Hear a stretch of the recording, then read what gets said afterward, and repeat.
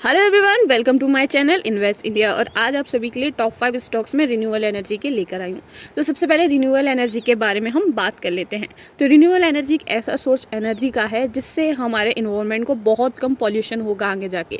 और जो हमारी गवर्नमेंट है वो यही चाहती है कि जो एनर्जी के सोर्सेज हैं उनसे कार्बन का इमिशन सबसे कम हो, क्योंकि अभी जो सोर्सेज हैं जिनसे हमारी ट्रेडिशनल लाइट चलती है जैसे कि कोल, पेट्रोलियम वगैरह, इनसे क्या होता है हमारे इन्वायरमेंट में बहुत ज़्यादा पॉल्यूशन होता है। पॉल्यूशन और साथ ही साथ कार्बन का एमिशन भी बहुत ज़्यादा होता है।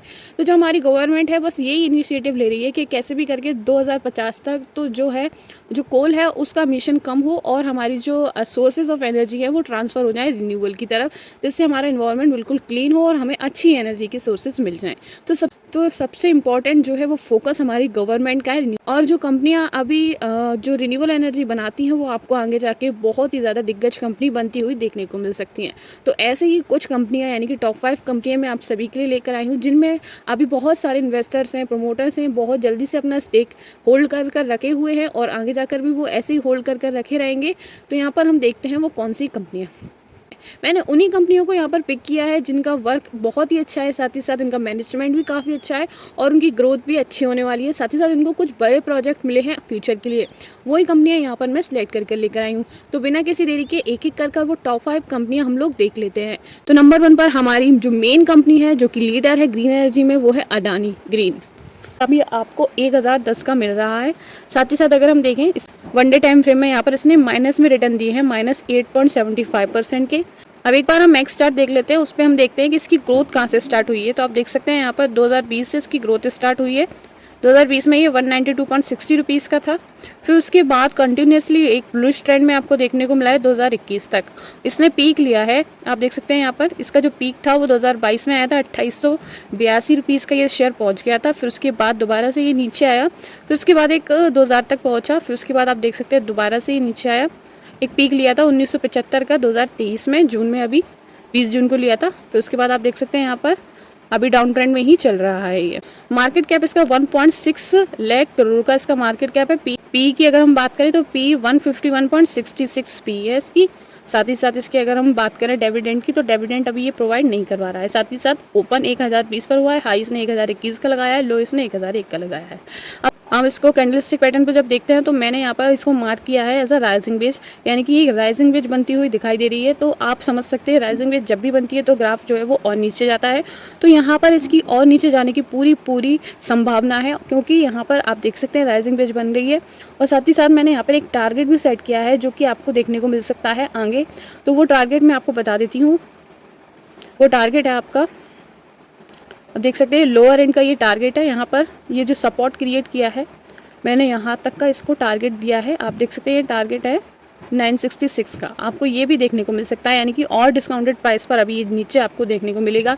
लेकिन आगे जाके फ्यूचर अगर हम बात करें लॉन्ग टर्म की, तो लॉन्ग टर्म में आपको ये मल्टी बैगर रिटर्न ज़रूर बनाकर देगा। फ्यूचर में बहुत अच्छी ग्रोथ आपको देखने को इससे मिल सकती है। अब हम देख लेते हैं अडानी काम क्या करती है। तो अडानी की अगर हम बात करें तो ये इनकॉर्पोरेट की गई है 2015 के अंदर। साथ ही साथ ये रिन्यूएबल पावर जनरेशन में काम करती है, एसिलरी एक्टिविटीज़, यानी कि रिन्यूएबल पावर जनरेट करती है, साथ ही साथ एसिलरी एक्टिविटीज़ भी करती है। अब हम देख लेते हैं इसकी, वहीं हम बात कर लेते हैं ऑपरेशनल कैपेसिटी की अडानी ग्रीन की। तो 40% से 2023 में इंक्रीज़ की गई है। साथ ही साथ इसने 2140 megawatt solar wind hybrid power plant के थ्रू एनर्जी को बनाया है। साथ ही साथ 225 मेगावाट विंड पावर प्लांट के थ्रू बनाया है। और साथ ही साथ 2212 जो है उसने मध्य प्रदेश और राजस्थान में जो उसके प्लांट्स लगे उससे लाइट क्रिएट की है। और इसने एम किया है 2030 तक ये 45 गीगावाट एनर्जी प्रोड्यूस करेगी। अब कंपनी की आरओसी देख लेते हैं, 7.81 इसकी आरओसी है। डेट इसकी काफ़ी है, अब देख सकते हैं यहाँ पर 7.42 करोड़ की डेट है। साथ ही साथ नेट प्रॉफिट इसने 1082 का भी बनाया है। प्रोमोटर्स होल्डिंग देख लेते हैं, यहाँ पर 56.27% प्रोमोटर्स हैं यहाँ पर। फॉरेन इंस्टीट्यूशन आप देख लेते हैं, काफ़ी अच्छी यहाँ पे इसकी कॉन्सेंट्रेशन है 18.25% की। पब्लिक इंस्टीट्यूशन की मैं बात करूँ तो 24% है। और DIIs यहाँ पर आपको 1.48 के देखने को मिल रहे हैं। कंपाउंड सेल्स ग्रोथ 3 सालों 45% से इंक्रीज़ हुई है। यहीं पर अगर हम बात करें कंपाउंड प्रॉफिट ग्रोथ की, तो आप देख सकते हैं यहाँ पर 192% से इंक्रीज़ की गई है 3 साल में। रिटर्न ऑन इक्विटी यहाँ पर 3 साल के अंदर 19% से इंक्रीज़ हुई है। वहीं स्टॉक प्राइस की अगर मैं बात करूँ तो 3 साल के अंदर 14% के CAGR के साथ ये इंक्रीज़ की है। अब हमारा नेक्स्ट स्टॉक देख लेते हैं जो कि है L&T लार्सन एंड टर्बो, जो कि अभी 3025.45 रुपीज़ का आपको मिल रहा है।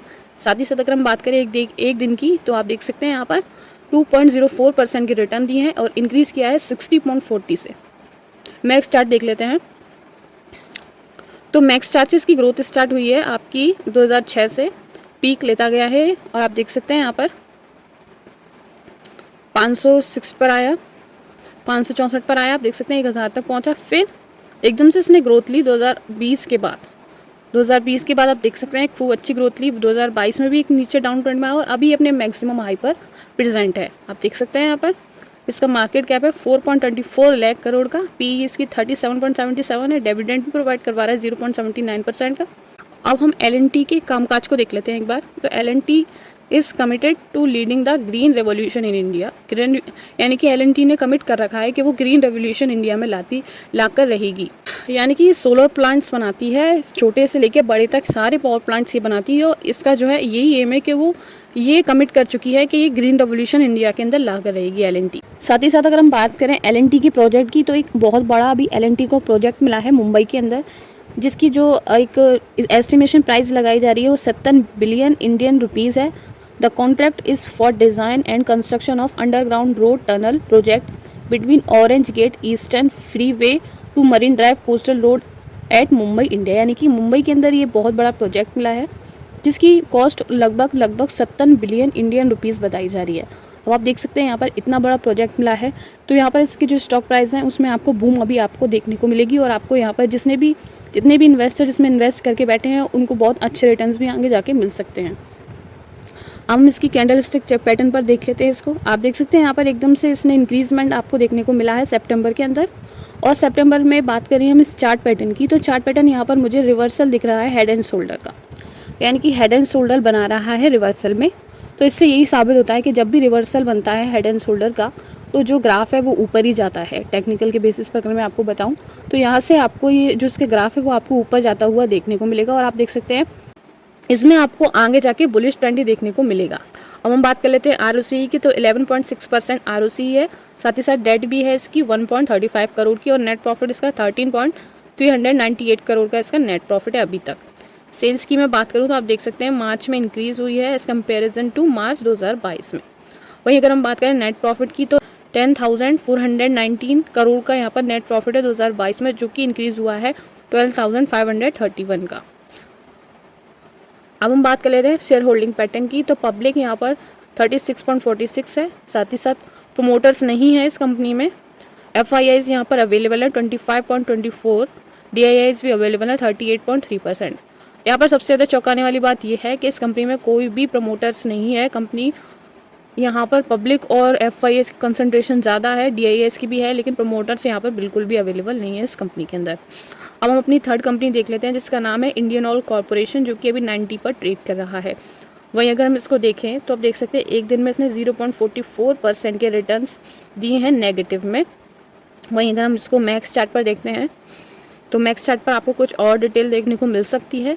आप देख सकते हैं यहाँ पर मैक्स चार्ट में इसने पीक लिया है मई 2017 में 144.37 रुपीज़ का। फिर उसके बाद से ये नीचे डाउन आया है और अभी भी डाउन आपको देखने को मिल रहा है, यानी कि अभी अपने ऑल टाइम हाई से ये नीचे ही चल रहा है और अभी 78.8 तक यहाँ पर पहुँचा है, यानी कि आगे भी बुलिश जा सकता है और अपने ऑल टाइम हाई को क्रॉस करके आगे भी अच्छे प्राइस तक ये पहुँच सकता है। Low carbon clean and green energy business में वर्क करता है as the biggest oil refining and fuel marketing company. Indian Oil Corporation जो है उसने एक एम लिया है, वो एम ये है 2046 तक ये उसमें ज़ीरो एमिशन ऑफ कार्बन का क्रिएट करना चाह रहे हैं। यानी कि कार्बन का जो भी अभी इसके अंदर ऑयल की कंपनी है आपको पता है, और यहाँ पर कार्बन का एमिशन होता है, इससे क्रूड ऑयल वगैरह बनते हैं। तो यहाँ पर इनने एम किया है कि 2040 तक ये जो है ज़ीरो कार्बन एमिशन का जो टारगेट है उसको 2040 तक ये अचीव कर रहेंगे। साथ ही साथ 200 गीगावाट रिन्यूएबल एनर्जी बनाएंगे 2050 तक और साथ ही साथ 7 मिलियन टन ऑफ बायोफ्यूल्स भी क्रिएट करेंगे। अब हम बात कर लेते हैं कंपनी की जो ROC है वो आपकी है 8.09% की। डिविडेंड भी प्रोवाइड करवा रही है 3.34% का। फेस वैल्यू इसकी 10 रुपीज़ की है। नेट प्रॉफिट इसका 25,557 करोड़ का इसका नेट प्रॉफिट है।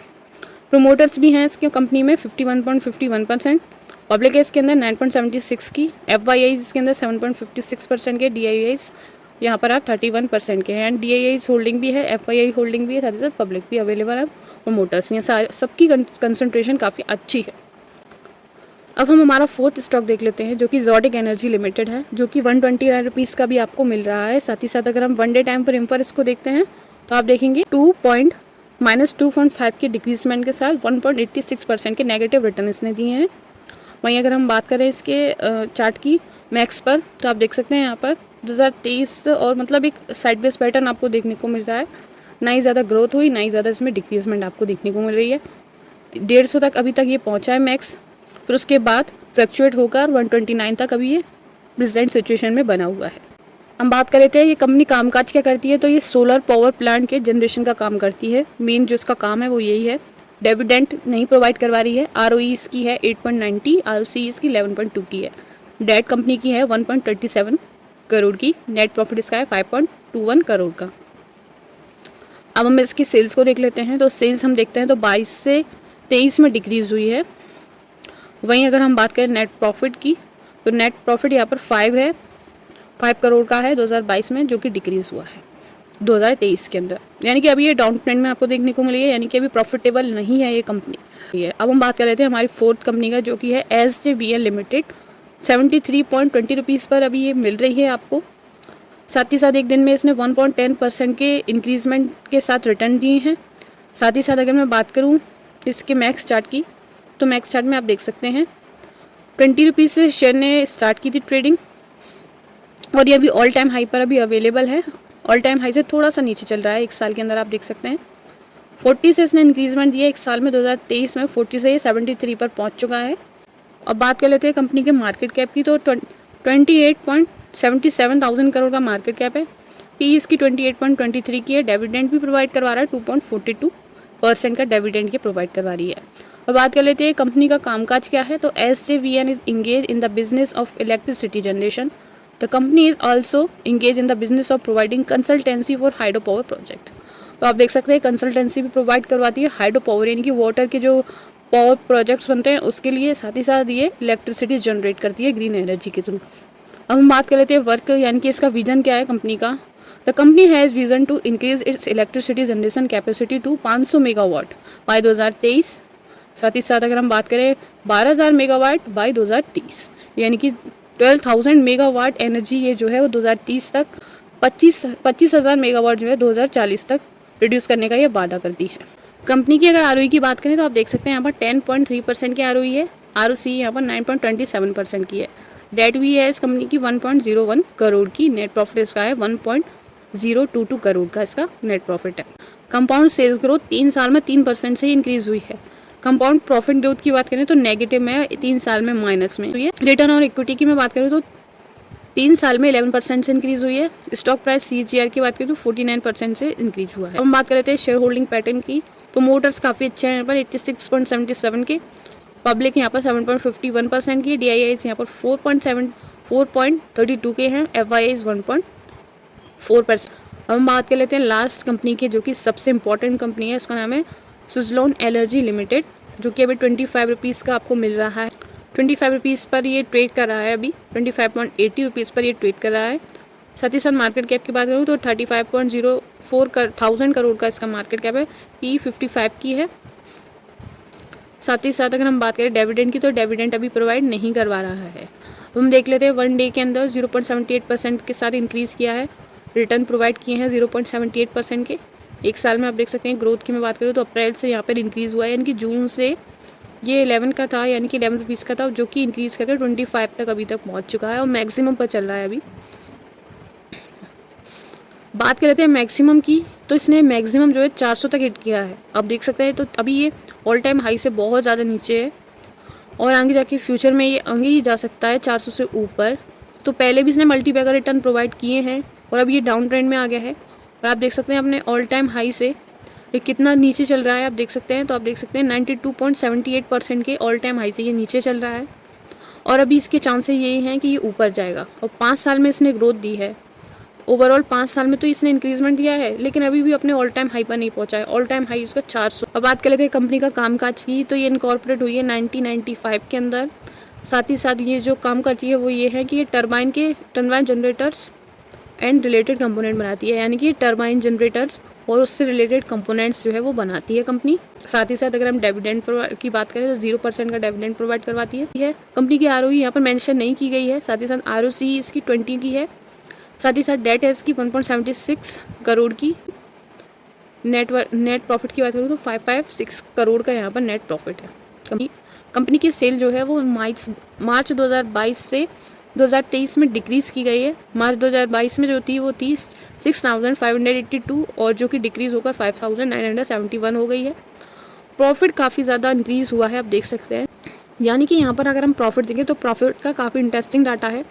आप देख सकते हैं मार्च 2022 में जो है नेगेटिव में थे इसके प्रॉफिट, जो कि बढ़कर अब यहाँ पर आप देख सकते हैं 2887 करोड़ के यहाँ पर प्रॉफिट हो चुके हैं पॉजिटिव में करना चाहती हैं। तो ये चारों पांचों कंपनियां बहुत ही ज़्यादा लीडिंग कंपनीज़ हैं ग्रीन एनर्जी में, जो कि आपको आने वाले सालों में बहुत अच्छे रिटर्न दे सकती हैं अगर आप इनको लॉन्ग टर्म के लिए होल्ड करते हैं। तो डिस्क्लेमर देना चाहूँगी, जो भी मैंने ये वीडियो बनाई है एजुकेशन पर्पज़ के लिए बनाई है, कोई भी बाय सेल रिकमेंडेशन यही नहीं है मेरी तरफ से।